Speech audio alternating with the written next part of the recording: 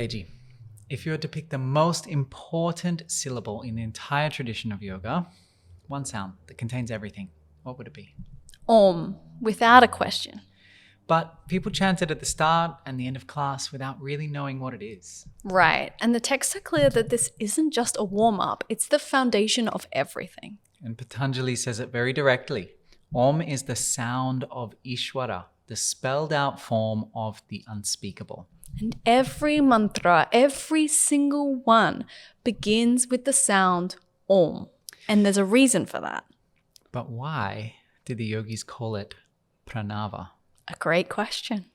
I've practiced yoga consistently for over 10 years now, and I know that the most important part of building consistency is community. Other people to hold you accountable. And second to that is a solid practice plan to help you experience the true benefits of the practice. And this is exactly why I created the OmSom App. It's a free study tool to help you learn the Sanskrit and the philosophy of yoga. Plus, it's the home to our online community, which we call Sadhana Sangha. Every single month, the team and I offer 5 practices, and I guide you through an Asana workshop as well as a subtle technique, and we translate a few lines of the Yoga Sūtra together. It's honestly been my dream to create this app since I started teaching, because this is what I truly needed when I started practicing. So check it out in the show notes or just search OmSom in the App Store. That's OmSom. Now, back to the episode. Namaste and welcome to the OmSom Yoga and Ayurveda podcast. My name is Aaron Petty. I'm a yoga teacher, yoga therapist, teacher trainer, but above all, just someone who loves to nerd out on yoga. My name is Paige Taylor. I'm a yoga teacher, co-founder of OmSom Yoga and Ayurveda, an Ayurvedic practitioner, and like Aaron said, just a big old nerd. Yes. Of all things yoga. Yoga frother. Yoga frother. Yeah, that's what we're going to call Self-appointed yoga frother. Yoga frother. Okay, so welcome to June, my beautiful friends. It is lovely to have you here. And this year has been a bit of a doozy, hasn't it? It's been big. We have explored a lot of things. We explore a lot of things on this podcast. Someone came into the studio the other day and they said to us, I love the podcast, but I started from the start. Oh, yeah. And that there's a lot of technical jargon. and I think that's an interesting point, because we do talk about a lot of technical jargon nowadays. On the podcast. Yeah, nowadays. Yeah. Mm-hmm. I mean, we use a lot of Sanskrit. We go through all these different philosophies and texts and that kind of stuff. But I think one thing to know, especially if you're a new listener, is that we've been exploring all this stuff on this podcast for years. Yeah, I think we started 2020, actually when COVID started. And so I think that could actually be a really good place to start on the podcast, is just to start going back into the archives. I mean, I would never. You would never. But I think old Aaron and Paige, like Aaron and Paige in 2020, 6 years ago, were maybe more relatable to the general public than Aaron and Paige in 2026, unless you're a yoga nerd like us. Yeah, and if you've grown with us. Yeah, and if you're a teacher, if you kind of understand the basis of everything that we're talking about, then it's so easy to follow along. But if you're finding that you're a little bit overwhelmed by these newer episodes, go back and get the basics, because all of the basics are there. You learn so much from the podcast. We always say that. We always say you could do our whole 200-hour yoga teacher training just by listening to the conversations on the podcast. And I think you're right. Like, I think that, past Aaron and Paige were probably a little bit more relatable, and we've grown a lot. And I think if you can kind of it's really humbling as well to just go and see where somebody has started from. I think that kind of reminds you guys that we're human too, and we're just learning on this journey too. And just because now we've been exploring yoga for almost 10 years together. But on top of that, the podcast has been around for 5 years. Which is crazy. 6 years. 6 years coming up. Yeah, that's a long time for us to be talking about yoga. So yeah, absolutely. Feel free to go and take it back, and just know that as we explore these things, we do try our absolute best to de-jargonify certain words. That's a nice word. Yeah. I like that. Simplify might be easier. Yeah. Okay, so last month, what were we talking about in May? Space. We just wrapped up the journey of the 5 elements. So if you've been with us for the whole year, we've looked at earth, water, fire, air, and space. And we were kind of just really sitting with that last month. Where do we want to go next? Because we kind of plan roughly for the year, but we hadn't really been okay, but what's next? What comes next? So what comes next? Wow, we're going to start to talk about hridaya, which was kind of the bhav. We've had the hridaya we as a spoke bhav. about it in the air element. Exactly. And so it was interesting when we kind of got to this month and we'd already kind of like hashed out a skeleton and we were like, hridaya, like What does this even we've mean? already explored that. And then we really sat with it. And then we thought, wow, how cool would it be if we focused a little bit more on like devotion and the bhakti side of things, and specifically mantra, because that isn't really something we've explored through Sadhana Sangha or through the podcast yet. Yeah, exactly. But it really is at the heart of the yoga tradition. Yes.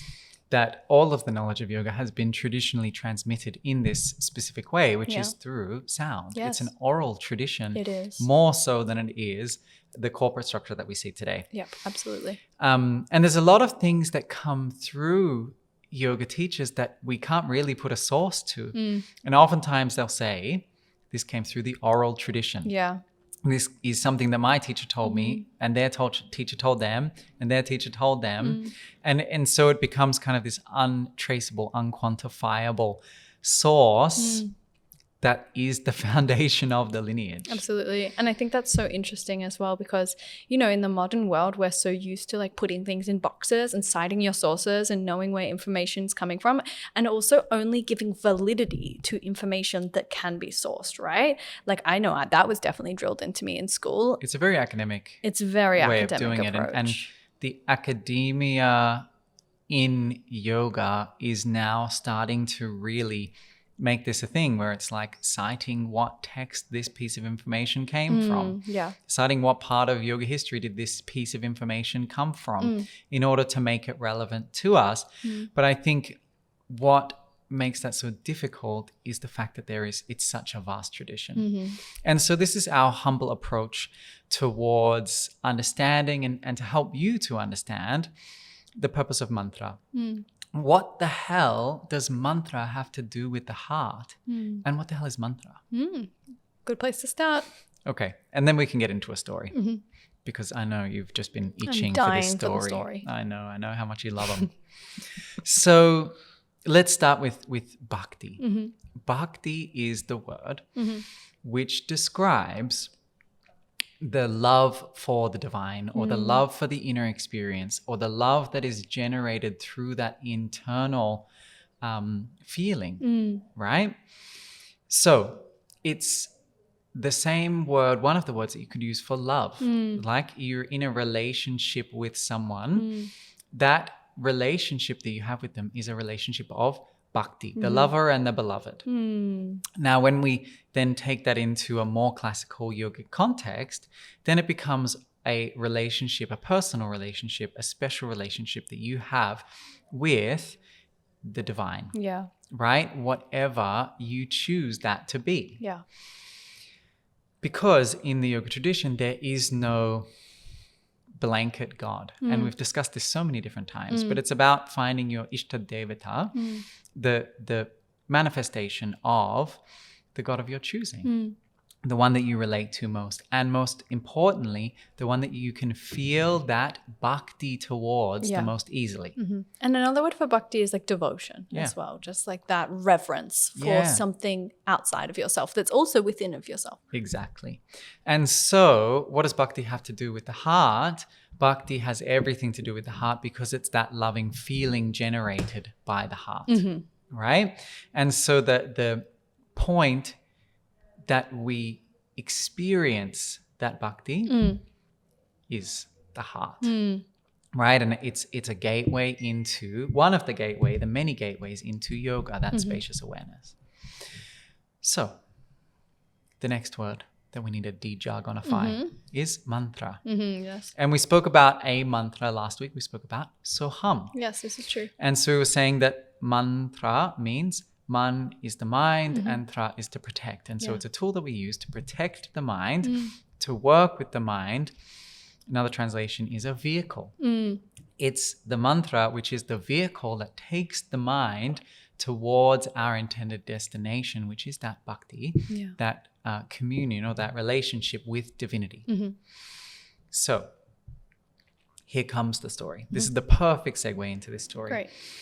But before I start on the story, today's episode is about the mantra Om, which is the first mantra. Okay.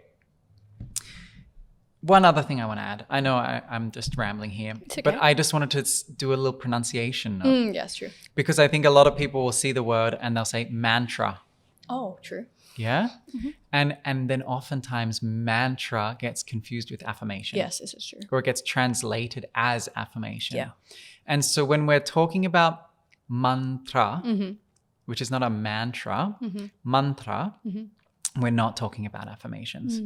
We are talking about something different, a tool that allows the mind to move into the experience of yoga. One of the many, many tools in the tradition. And they are very, very specific. The specific sounds that we use for that process are very specific sounds traditionally. Yes. And so you can use an affirmation in yoga practice. You can say, I open myself to the love of the divine. Yeah. But that is not necessarily a mantra in a classical sense, in a traditional sense. And I think what differs these, and it's a little bit technical, is that a mantra doesn't just point towards something. A mantra is the expression of it. So when we say Om as a mantra, we're not labeling something or pointing towards something.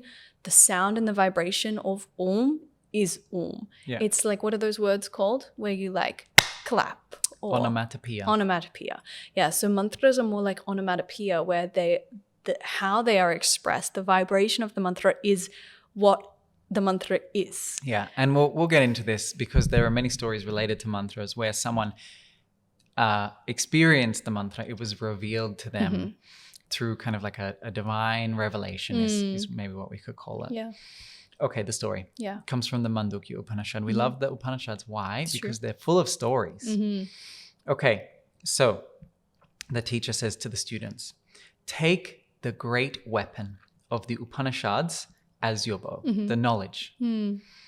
Take your sharpened mind, the concentrated mind, as the arrow. And take the mantra Om as the string and use Brahman as the target. The student obviously doesn't understand. So the teacher then elaborates. The bow alone does not reach the target. The arrow alone does not reach the target. So even the focused mind cannot reach the target of yoga, the infinite, on its own. Yeah. And so then the student says, well, what reaches the target?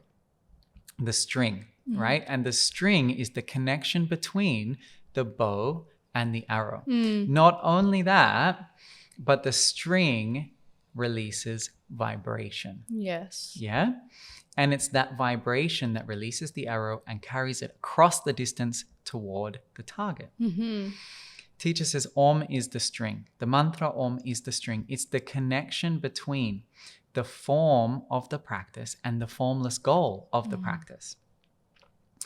And so the bow, the knowledge, is just a decoration. Yeah. Right? It's a tool that we can use, but it's only with the string, the mantra, that the arrow can fly toward the target. The mind can reach the infinite. I think that's such a powerful analogy as well, because, you know, there's the bow, of course, which is, like the Upanishads or the text, the knowledge, the arrow, which is the mind. But if we don't know what to do with these things, they can't get us to the goal. And I think it's such a beautiful analogy for how we like to use so much logic in the West. We just over logicalize everything. How can I understand this through my mind? And it's the mind's great, yes, and the knowledge is great, but if you don't know how to use them together and use the bow and the string of Om to connect the two and send you towards the goal, then it's pointless. Okay. There's one last piece of this story. The student asks, what about the release? And the teacher says, that is not something you do. And it speaks specifically to abhyasa vairagya. Yeah. Right? Abhyasa is all the practices. Yeah. Right? So in this context, it's learning to concentrate the mind. It's repeating the mantra. It's studying the knowledge. Right? But the release is not something that you do. It's not a part of the practice. It's not the technique. Right? It's that surrender into the experience. And I think this is a really, really important teaching, because there is a certain point in your yoga journey where the tools no longer necessary, where the knowledge is no longer necessary, but actually what you need is the surrender to the practice. Pick your one practice, ekam tattva abhyasaha, pick your one practice, and then give it the time. Yeah. Give the arrow the time to be released and to reach its target. Yeah. The experience. And that takes years, years of practice. Yeah. So we want to unpack some mantras for you over the next month. Yeah. We're going to unpack 5 different mantras. Well, with last week, 6 different mantras. Isn't it 4? There's 5 podcasts in this month. Okay, fun. 5 podcasts June. Let's all celebrate. Comment below. 5 podcasts June with a smiley face. Okay, so first mantra is this mantra, Om. Now, let's get this first piece out of the way. Yes, it's good. Om, traditionally, is not called Om. Now, Om is everywhere. There's an Om on your yoga mat. There's an Om at the start of your yoga class. There's an Om in the back of your car. There's an Om on the back of your car. There's an Om stuck to the back of your phone. There's an Om everywhere. The symbol of Om has become very, very widely used, but also the sound Om has become very, very widely used. We even use it in the name of this podcast, in the name of our studio. Yeah. We call it OmSom. There's a reason for that. Om is one of the most powerful mantras in the tradition. It's the foundation of the mantra tradition, or the sound tradition in yoga. But traditionally, in the Yoga Sūtra, it's not called Om. Yes. It's called pranava. This is true. And this word pranava was given to the sound of Om because of kind of like an aesthetic superstition. Yeah. What was that superstition? It was that if someone repeats this mantra too much, that they might get this sudden desire, this sudden urge to be so inwards that there is no capacity to partake in the world. Yeah, they cannot live in the world. This desire to renounce everything. So they codified this mantra, Om, as pranava. And in the Yoga Sūtra, it's referred to only as pranava. So pranava is the name that we give to Om, so that we don't have to call it Om and repeat Om by talking about it. Exactly. And so this word comes from the root sound, which is pranu. And pranu means the resound, right? It's a resounding vibration, but it's a continuous vibration. It's this continuous resounding of vibration. Yeah. And so this word pranava is the technical name for the syllable Om, which is a bija mantra, a root sound, a seed sound. And that's to say that if you place this seed into your mind, if you place this seed into your consciousness, it will sprout, right? And it will sprout as the experience of the infinite. And we've spoken a lot about the infinite. I got a comment on the podcast, I don't know if you saw it the other day, when we were talking about shunya. I think you sent it to me. And it was like, the biggest takeaway is nothing. And ultimately, like, we're going to talk about Om, but Om will take you to that nothing. Yeah. I'm going to give you 9 layers of that nothing though today. Okay, interesting. Okay, so let's start with this sound Om. It is commonly written as O-M. The writing of O-M is the phonetic English pronunciation. Yeah. Right? Because otherwise we would all pronounce it as Aum. Yeah, true. Aum sounds like I hurt my elbow. Yeah. Om sounds like Om. The basis of reality. Okay, but technically, the correct spelling is A-U-M. A-U-M. 3 syllables in a single syllable. They come together to make Om. When you put the A and the U sounds together, they make that sound, O. Okay, now, when we break down this mantra Om, then we have to break it down into its 3 syllables. Yeah. And by breaking down into the 3 syllables, which are the 3 sounds, then we can understand what is being expressed through this sound of Om. The A sound, the U sound, and the sound are the sounds, the only sounds that you can make without involving your tongue. Try make another sound. P. P. P. P. P. That's an aspirated sound. Yeah. Anyway, I trust you. It was a good one. So you almost got me there. You couldn't do any other vowel. E requires you to squeeze your mouth and lift your tongue. E. Tongue goes to the bottom of the teeth. P, B. They're all lips. They're all lips. P, B. Yeah. Lips. Yeah. Okay, so A, U, M are not using the lips, not using the tongue. Ow. And that is the only sounds that the mouth can make. And so we start from the open mouth, ah, and then we slowly close it, ow. And then we close the mouth completely and we get Yeah. It's a very agreeing sound. It is very agreeing. So when we break down these three sounds, they map to the states of consciousness that are given in the yoga tradition. Yeah. And so the first sound is ah. The ah sound is the first sound. Now, this ah sound relates to the waking state of consciousness, which is where we are right now. You are listening to us through your ears. We're engaging in a conversation. We are awake. Yeah. We might be off daydreaming. You might be off daydreaming. If so, come back, listen.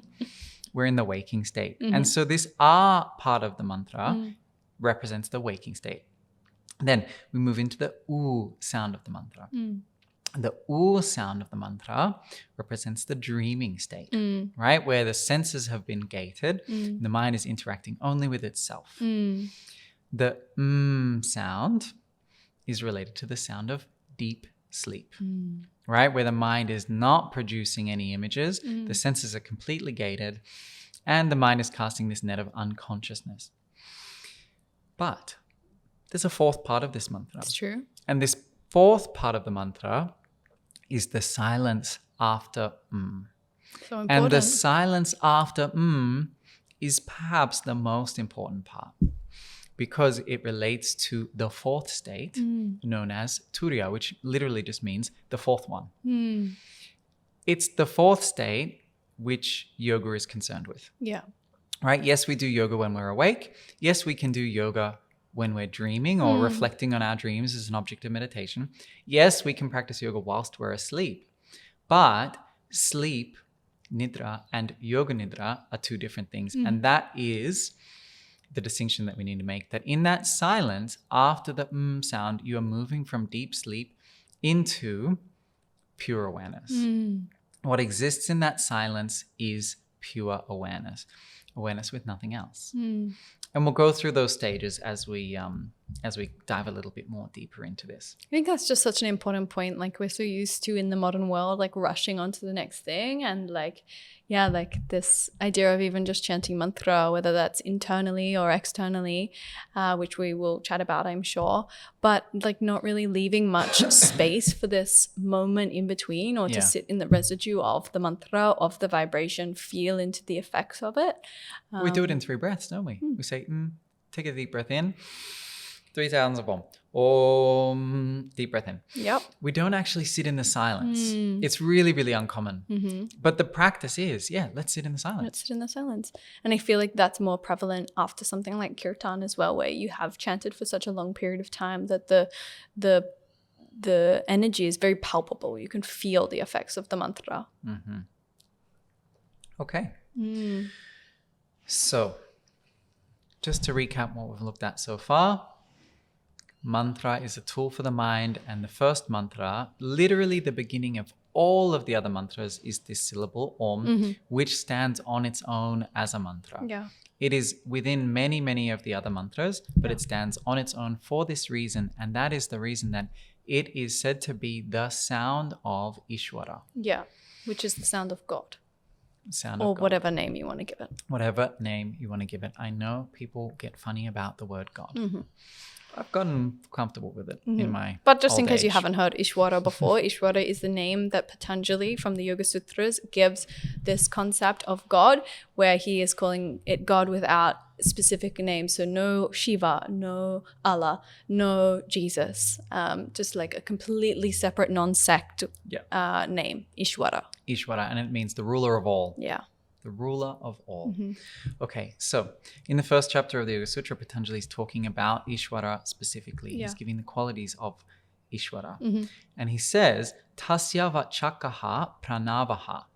The expression of Īśvara is the sound Om. But he calls it pranava. He doesn't call it Om. Yeah. There's no Om in the Yoga Sūtra. So it's just this idea that, the expression of God or divinity or nature or the universe, whatever you want to give the label of this, reverence that we were speaking to before, this feeling of something bigger than ourselves or bigger than what we could possibly fathom. The expression of that is the mantra Om. Yes. Is pranava. And then he says, Tajapaha tad artha bhavanam. Tajapaha means to repeat this mantra. Yes. Tad artha bhavanam says it means it should come with the contemplation of the meaning. Right? When you repeat the mantra, you should contemplate the meaning of the mantra. Do you mean that when you repeat the mantra, you should contemplate it? Or do you mean that not naturally, spontaneously happens? No, that you should also, like, part of the practice is contemplate the meaning of the mantra. Don't just mindlessly repeat, because if you're mindlessly repeating, you're just asleep. Yeah. Right? So consciously repeat it with contemplation on its meaning. So you repeat the mantra whilst contemplating what it means. And then the next sutra says, through this practice of mantra repetition, the awareness turns inwards and the obstacles to yoga fall away. Yes. And so this is Patanjali specifically telling you what is the fruit of planting this seed in the mind. It turns the mind, the awareness inwards. Yeah. And all of the obstacles on the path of yoga fall away. Right. So Patanjali is saying you should repeat the mantra Om, because that is the expression of divinity. That is the expression of this power or this feeling, expression greater than who we are. Whilst you contemplate, what does that mean? What does that mean to me? How does that feel? How does that express? And then when you do that, your awareness starts to turn inwards. You become a little less interested in the outside world, a little more interested in the inside world. And thus doing so, the obstacles to yoga fall away. And some of the obstacles are like sickness, doubt, agitation, irritation within the mind. So Tremors in the body. Naturally, if you practice Om, you will be more drawn towards yoga as a state. As an experience. Love it. Cool. Not as a asana practice in some Lululemons. I mean, maybe. Maybe you hear Om on the street one day and you're like, "Ooh, I really feel like going to yoga." You hear those stories sometimes. Like, I don't remember whose story it was. I feel like it was maybe somebody from my 200-hour training, like many years ago, almost 10 years ago now. And they were saying that they were just walking down the street one day where they heard this group of people chanting Om in a studio. Wow. Like it was like coming out of the studio, and that's what drew them to the practice. So it's like, maybe. Powerful. Yeah. Powerful. Yep. All right. So let's go to the next text, which is called the Mandukya Upanishad. Yeah. There's only 12 verses. You know what those 12 verses are about? Yoga Nidra. Om. They're about Om specifically. And they give this very specific teaching, which is what I was saying before. The A sound comes from the waking experience. U is the dreaming experience. Is the deep sleep. And the silence afterwards is turīya. But there's a deeper teaching in this. And I just want to kind of map a little bit more, because we say Om is the whole universe. Yeah.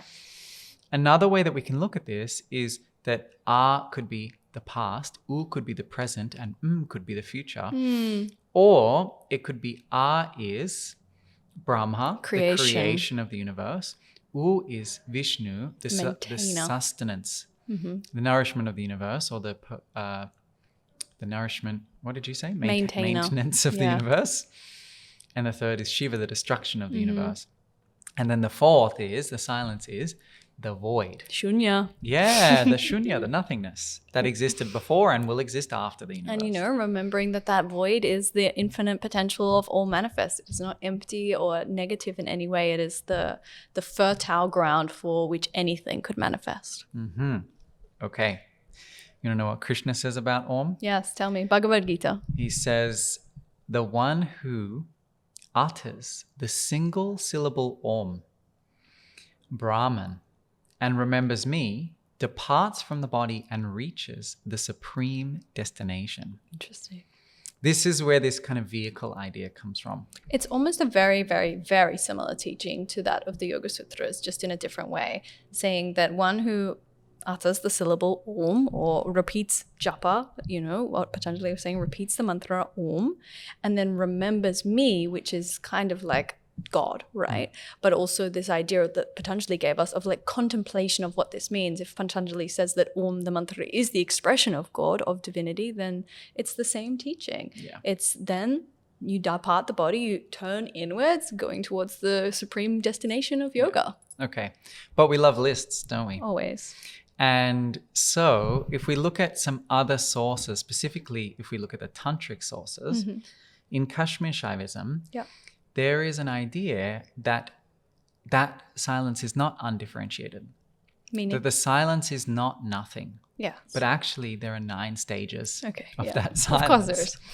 Which I just think it's an interesting thing, because in these other texts, Bhagavad Gita, in Patanjali's Yoga Sūtra, in the Upanishad, it kind of just says, repeat the mantra and it will take you to this destination. And it says, and then you've got the silence, which is just one undifferentiated turīya, 4th state, pure awareness. But in the Nāda yoga tradition, which is the yoga of sound, which comes from this Śaivite tantrika path, there are these stages. And they move the silence after the sound from gross to subtle. Okay. And I think this can be really helpful, because in that silence, the more you sit with that silence after you chant the mantra, this then helps us to understand, well, what are the experiences that I might have when I enter into that silence? Yeah. Right? Because it's not nothing. Yeah, nothing is something and something is nothing. Always. Does that make any sense? Okay, let's go through it. The first stage they call bindu. Yes. And the bindu means the point. That silence comes and it contracts into a single point, which could be felt at agya, the middle of the brain or the middle of the eyebrows, or it could be at the top of the head.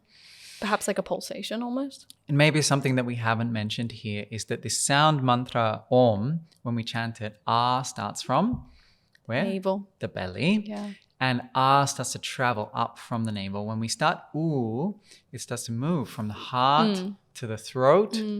And then when we start the phase, it moves from the throat up into the middle of the brain and then up to the top of the head. And you'll feel that if you chant the mantra. Should we chant it together once? So let's take a deep breath in. But when you chant this mantra, I want you to just feel in your body where that vibration exists. And that can help Start by just from the separating it from the syllables. And sit up tall while you do this. Straight spine, awake spine. Then you take a big breath in.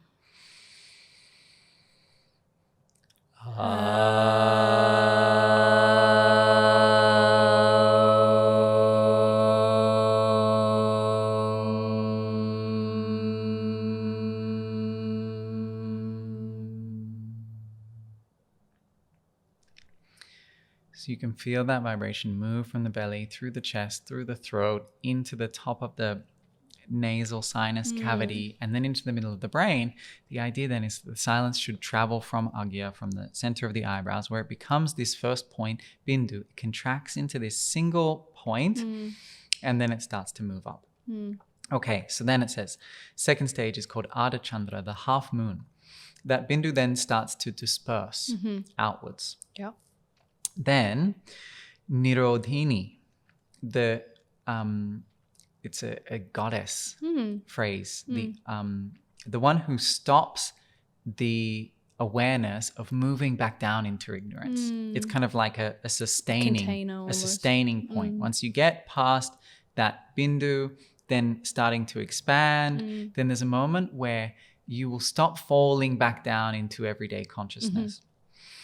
Okay, then once that has been kind of sustained, it moves into Nāda. Nāda is subtle sound, right? Nāda is what flows through the nadis. It's the energy, right? So it's this subtle energy of that silence. Then Nādanta. Anta means the end of, right? So then there's the end of that sound, which then moves into even more subtle vibration. So we've moved from a point to an expansion to a sustained holding in that awareness to a subtle, subtle vibration to the end of that vibration. Yeah. Then the sixth stage is called Shakti, which is pure energy. That cessation of sound and even subtle vibration becomes this awareness of the energy, the Shakti, which nourishes the whole universe. It's the essence of life. Then it moves from that pure energy into Vyapini, which is the awareness without location. You lose your location within time and space. Yeah. Then Samana, which we've spoken about on the podcast before, balanced. Yeah. You become balanced, equalized within that awareness without location. And finally, Unmana, beyond the mind. You move beyond the mind. You move beyond the dualities. There's no more words that the mind can use to label that experience. Beyond. Depending on the text, there are different words. So if you're someone who is a bit of a yoga nerd like us, you might have heard these with different words. If you hear these as different words, and I know some traditions have 12 stages as well. Interesting. Today we've just got 9. Very Other traditions will just be 7. And it's really interesting. We had our teacher here last week, Indu, and she was talking about our logo, the OmSom logo. And she was saying that it reminds her of the stages of silence after Om, because what's there in our logo? One, it's a big bindu, a big circle. And then just inside that circle is? Crescent moon. A half, Ardha Chandra. True. True. And then there's another dot in the middle, which is that awareness without the location. And then it's to go even deeper into that emptiness inside. I just thought that was so interesting that it's not necessarily something we'd ever thought about, but she saw this and said, wow, that reminds me of these stages of silence. Yeah, well, even in the symbol of Om, like our logo could look like the top, the little like half moon dash, and then the dot in the middle. And we'd never thought about that before. So very interesting. So cool. Okay, and so there are entire texts written about this. Of course. About the Nāda bindu, right? But ultimately, we're talking about the silence after Om, and just knowing that just chanting the mantra is not enough. Yeah, it's like half the practice. It's half the practice, but the rest of the practice is releasing into the silence, using the mantra as a tool to help you to enter into the silence. And once you get to that mauna, that silence, in your practice, in your meditation, that's where this journey really begins. And the arrow starts to move across toward its target. It becomes that journey of abhyasa vairagya that we always talk about. There's the practice, which is the practice of Om, or the chanting or the repetition of Om, but then there's also the moment where you let go and surrender into the experience of Om. Exactly. And so we can get so caught up in the bow and the arrow and the string, all the context. How do we do it? What are we meant to be doing? But eventually we just need to shoot the arrow and allow that journey to happen. Yep. Have the experience of Om. Nice one. What a topic. It's a big topic. I love that we can take a single syllable and talk about it for 30 minutes. That is just crazy. 40 minutes. Look at us go. Shall we wrap Paige, up some my Ayurveda? expert. All right, cool. Tell me what Ayurveda has to say about Yeah, Om. so interesting. We were having like a little bit of a discussion about, before we jumped on the podcast, about how it can relate to Ayurveda. And there was like a few different things that were popping into my head. Firstly, I think it's so hard to kind of like compare it to the doshas, because you can, but it's so hard when you know when the dosha's in balance or not. That like, you know, we think of the doshas from most dense to subtle as kapha, the most dense, pitta, the second, you know, most dense in the middle and vata the most subtle. Therefore, if we were to break up the syllables, a would be the most kapha-like because it's the most dense, it's the most like vibrational, it's the lowest. And then u would be pitta and would be vata. And so perhaps, you know, for vata type, the sound would feel the most like connected to, because it's, you know, within the mind, it's in that ethereal space, that liminal space. And maybe for the kapha, the sound would feel like that. Yeah. But perhaps if you're trying to bring it back into balance dosha, the opposites would be more. You know what I mean? Think about it like this then. Like vata's always thinking. Yeah. And when you're thinking, when you say, yes, it's true. And the kaphas, they love lounging. Yeah. And when you lay back on the couch, you say, ah. So true. So true. So really there is like the doshas are in these sounds as well. Absolutely. And that, yeah, like maybe somebody that has a lot of vata going on would benefit more from focusing on that sound and lingering in that space more so. But that was just like an interesting contemplation that we had before we jumped on. But what I really wanted to offer really quickly here is just how we can use mantra with the mind, right? And that's kind of the Ayurvedic approach. And there's a beautiful book called Ayurveda in the Mind. If you haven't read that, you definitely should. It's by I'm trying to get Dr. David Frawley on the podcast. He won't reply to my emails. David Frawley, if you're out there, reply to my emails, please. And what we could speak about here is just like more so the mahagunas, so sattva, rajas, and tamas, which are these qualities of mind. Sattva being the balanced state of mind, rajas being the moving state of mind, and tamas being the dull, the slower state of mind. So if we're using mantra, we could use mantra to change these gunas or to affect these gunas in the states of mind. So for example, if somebody has a very, very busy mind, maybe repeating the mantra internally might not be so beneficial. For some people, it might be. But if you have a very, very busy mind and then you give that person Om, chant it internally, they might just be going Om, Om, Om, Om, Om, without A, any contemplation of the meaning, or B, any lingering in the space between, right? They're just trying to get the job done. And so actually, for those with a busy mind, chanting the mantra externally, Om, working through the full repetition of the mantra, lingering in all of the sounds, and especially that moment after the mantra could be really beneficial.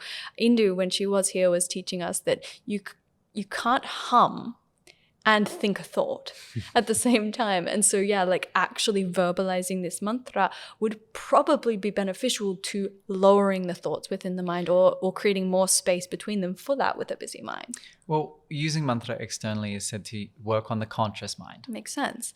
Whereas somebody that has maybe a little bit more kapha dominance, or somebody with a little bit more tamas, dullness, inertia within the mind, a little bit darker or sluggish, maybe that stimulating repetition of the mantra, whether it externally, but probably internally, would actually be really beneficial. Om, Om, Om. It creates this spanda, it creates this pulsation, this momentum that somebody with a tamasic mind might actually need to get thinking, to start their day, to be creative, to go out and exist within the world with a little bit of rajas, a little bit of momentum. And I think that's so beautiful that we can use the mantra in different ways through repetition to ease the states of mind, knowing that no matter what, if we're working with a tamasic state of mind or a rajasic state of mind, we're leading ourselves towards sattva just by repeating the mantra Om, sattva being the state of balance and clarity. Yeah. So Om is tridoshic. Om is tridoshic. It's something we can all use. Absolutely. Love that. I just wanted to just add one little piece to my analogy on the doshas, that if pittas have, like, they love to think of things and they might say, ooh, that's a good idea. Yeah. It's true. I just wanted to add that. I was thinking that actually. I was thinking pitta and the oo sound. And it's just like, oh, but you can't really like turn it as like an opposite. But I mean, maybe pittas need more sound or more sound rather than ooh. Yeah, exactly. Because ooh is like, oh, I've got something. I'm going to go with it. Got to act now. Yeah, Whereas, exactly. yeah, like the practice of just relaxing, or the practice of just contemplating on something without before you take any movement. actions. Yeah, so it's just like, that's the thing, right? That's why the answer is always, it depends. But that, we can use the different elements of the sounds as per the different elements of the doshas and what somebody needs. Okay. Yeah. Love it. Fantastic. Nice correlations there, Paige. So good. So let's talk about practically. How do people use Om? How could we use Om? Yeah, good question. I think number one is just to start to integrate it into your yoga practice. you can start with, like formally it would be 3 rounds at the beginning. 1, 2, 3 for the waking, dreaming, and deep sleep. And then at the end of the practice, we normally will chant it once, which is that condensation into one. Yeah. And that's really what yoga is. It's bringing everything together into the bindu and then entering into the bindu. Bringing everything together into one single point and then entering into that point. So that could be one thing that you start with, is if you just have a physical asana practice and you go to your mat and you do your Surya Namaskar, you do your poses, you do your flow, you're having a little wiggle, start your practice before you have your little wiggle with 3 sounds of Om and chant it out loud with a straight spine from the belly to the head.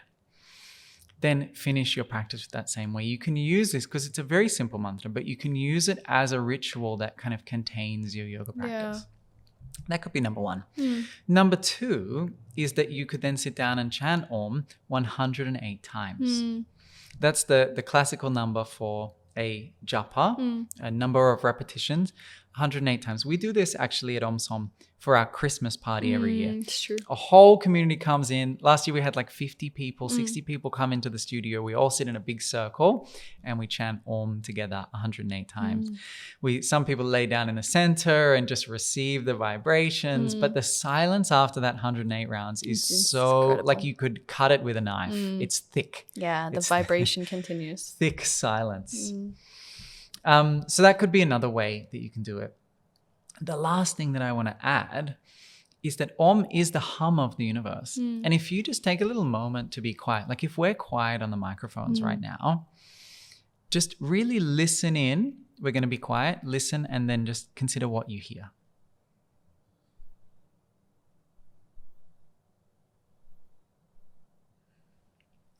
What did you hear, Paige?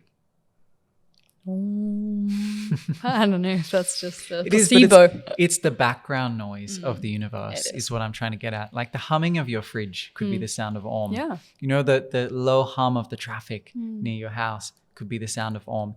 Any just like background noise could be Om if you attune yourself to it. Yeah. That's the opening up of the silence, right? If you let yourself be quiet. I never let myself be quiet on the podcast because you would get unentertained and you'd click off. But if you let yourself be quiet for a moment, you'll hear that there is a background noise to reality. Especially when you go deep out in nature as well. And even though there's so much silence, there's so much noise too, so much vibration. Exactly. And so in the yoga tradition, Om is the background noise of the universe. I think maybe one more thing just in terms of like how you could practically integrate it as well. I know it's something that you practiced when you were at the start of your journey, not with the mantra Om, but with the mantra Ram, that whenever you found yourself like looping into like negative thought patterns or limiting beliefs or distraction, you know, just in your everyday life, you would repeat the mantra Ram. But in this case, you could repeat the mantra Om. So it's just like if you do catch yourself thinking thoughts that maybe don't feel so nice or having an experience with the lights shining nice now, you can chant the mantra Om internally. Om, Om, Om. And Don't like chant it like that. Chant it like Om. Well.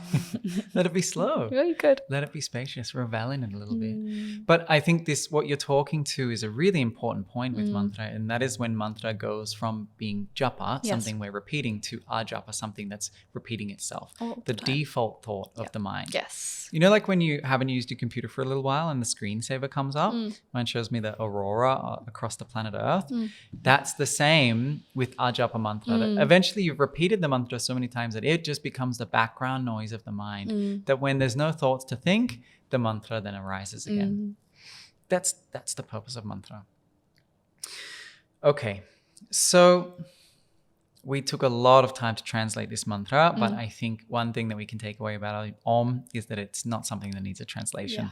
It's something that is inherent to the universe. It's inherent to you. It's inherent to yoga. If you repeat this sound, it will not only remind you of your essence, but it will take you straight back to your essence, which is the journey of yoga. And if you are lucky enough to be around babies, you should practice chanting Om with the babies. Yeah, they especially love it. when they're upset. Yeah. It's very soothing. It calms them right down. Okay, I think we're going to leave it here today. Yeah. But before we leave it here, I just want to give our humble business a little pluggity plug. Of course. And that's to say that we don't just talk about yoga. We teach yoga as well. It's true. To people in person. And I think if there's one thing we need more than anything in this day and age on this planet is more people coming together in person. We call it IRL events. In real life. Come together with us in real life. Yeah. We have so many opportunities for you. Our Sri Lanka training is happening next month. Yeah. July it starts. Yeah. What does it start on the 3rd? 5th. The 5th? Yeah. Something like that. I think it's the 5th. coming up. And that means you've only got 4 weeks to sign up. So if Yeah. you've got the time, if you're like, I need a break, I need to go to Sri Lanka, I need to spend 200 hours with Aaron and Paige and learn everything that I can and really deep dive into my practice. And sip on some coconuts. Hit the link in the show notes. It will take you straight to the landing page for that Sri Lanka training. Now is the time. The time is running out. Yes. And if you're already 200-hour trained, we've got a 300-hour starting in September. There's so much information on that, but it's a 7-month online training where we join 1 weekend a month together. You can join via the recordings if you're not in a time-friendly zone with Australia. And then we meet for 2 weeks, non-negotiable, in India, Rishikesh in April 2027. So if you want some details for that, check out the link. That one's selling really fast as well. That's what I was going to say. Both of these trainings, I think Sri Lanka, at the time of recording, we have 3 spaces remaining. And for India, we have 7 spaces remaining. Crazy. So these trainings are filling really fast this year. If it's something that sounds good to you, then hit the link and jump on it quickly. We love you. Have a beautiful day. Have a beautiful week. And we will see you next week. Hari Om. Hari Om.